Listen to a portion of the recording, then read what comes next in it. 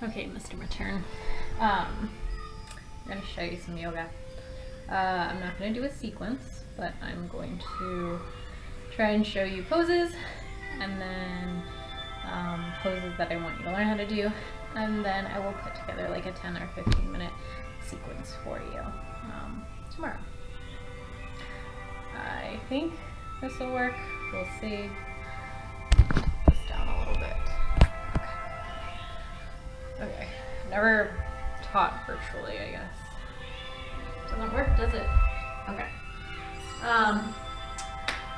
So pose number 1 is called mountain pose. Pretty easy. Bring your feet together, big toes to touch, and then just stand tall and lift your arms above your head. But as you do so, bring your biceps next to your ears, and then make sure that you drop your shoulders down. Hey, don't do that. So basically you're in a relaxed position. But most importantly, hey, this is very rude. No, go. We're not playing this game. Come on. Come on. Go.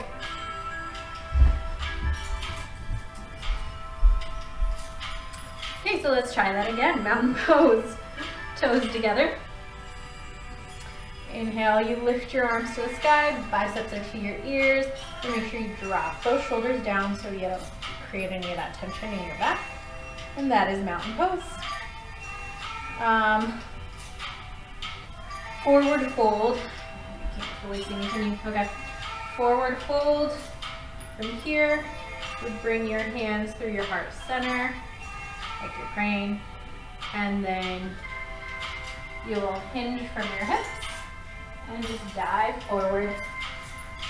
And make sure that you let your head hang heavy. And this is forward fold. Halfway lift.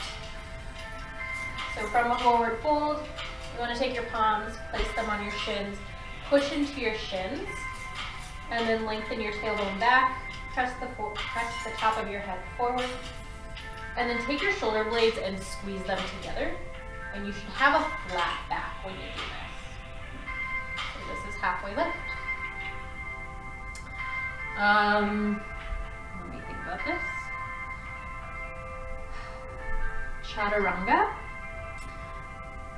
I haven't done chaturanga in a while, so please don't laugh at me. Basically, chaturanga is like keeping your elbows in and doing almost like a push-up. So chaturanga would come here to a plank. So your hands are shoulder width distance apart. Your feet are hips width distance apart. Again, your back should be flat. And to do a chaturanga, you will push onto your toes and then lower down, keeping your elbows into your side bodies. From here, you'll come into an upward facing dog. So you flip to the tops of your feet, but make sure that your thighs don't touch the ground, and then lift your gaze forward. Chest is proud. From here, you'll typically go into a downward facing dog. Flip to your feet. Cool. So hands are still shoulder width distance. Feet are hips width distance. Bring kind of like a micro bend into your knees. And basically what you're trying to do is create like an A-frame with your body. So like press your heart toward your thighs. And just, it might feel a little awkward. It might feel like it's stretching out your calves. So just bend your knees further. And eventually you'll just work towards an A-frame, and you'll work towards like getting your heels to the ground. Please keep in mind, I haven't done yoga in a really long time. So that's downward facing dog. Other poses I'll need you to know.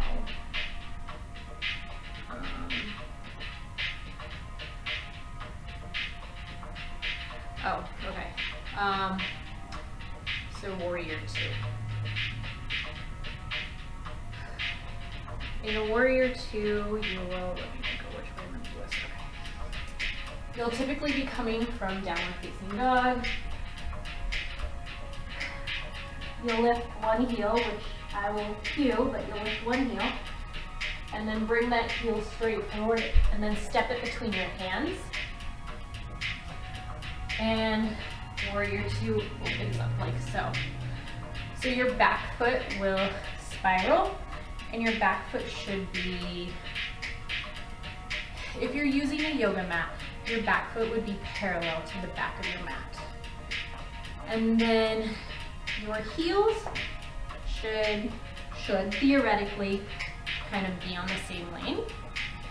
And then you push your knee, your forward knee, over your ankle. So you should feel a pretty deep lunge in here. And then make sure that your hips are square. Shoulders over your hips. And then your fingertips come straight wide, like so. Your gaze goes down your front middle finger. And this is warrior two. Reverse warrior. So you keep the same exact stance, and then you take your palm, your front palm, and you essentially high five the back of the room. And so what you want to feel is like a stretch through this side body. And then I take my whatever hand this might be. Right now it's my left hand. And I just bend it and let it comfortably bend. I don't know. Gaze goes up to your top fingertips. And that is reverse warrior. And then we have extended side. So kind of coming back to a warrior two in a sense. You would reach forward, oops, knee still over your ankle, and then take your right or your, this is harder than cueing by direction, so we're just going to cue on right. So reach forward, take your right hand or right forearm and bring it to the inner thigh of your right thigh, and then left fingertips go directly over your shoulder. So we look like this. I think those are the only poses you need to know for now. Oh, no, some floor poses. Okay, I'm about to get really dirty for this. Let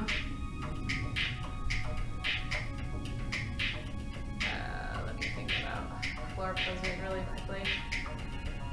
Yeah, you can see me. So, figure four. This will be really good for your hamstrings. So you'll come on down to your back. I'm assuming you can see me, but I can't see you. So you'll bend your knees. Knees are separated, hips width apart. And then you'll take an ankle and cross it over your knee. Your toes flex back toward your knee. And then you want to intertwine your hands behind your other knee. And then you take, so in this position, let's see. I am figure four on my left side, so right now I want to take, this is my left knee in figure four. You want to take your left elbow and you want to push it into your left thigh. So you'll feel when you push that in, it's going to bring some stretching right here.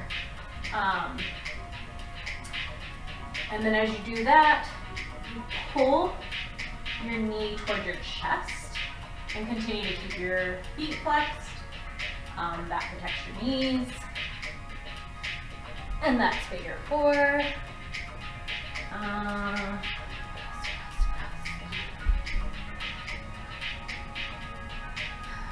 Oh, chair pose. Chair pose.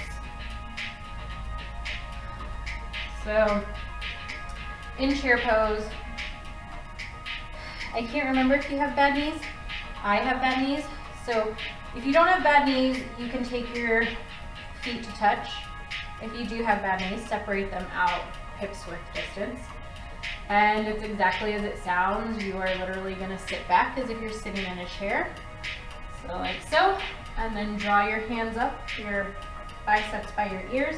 But what you want to make sure is that you keep your knees trapped behind your ankles so much that you can lift up your toes. And really you just want to sit your glutes down as far as possible. And then raise your arms. If you feel any tension in your low back, that means you're arching it too much. So try and find a flatter back.